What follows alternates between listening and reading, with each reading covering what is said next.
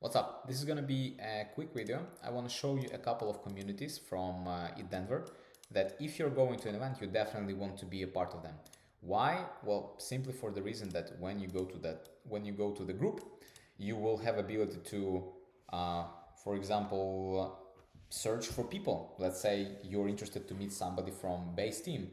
Well, the best way for you to do this, if you're not using a tool like Enrich or anything like that, just go there and filter for people that are working in base, because they probably would have base in their name, and that's it. You have a chance to go and drop the people a DM, set up the meeting, and increase the chances that you're gonna have a very good and productive conference.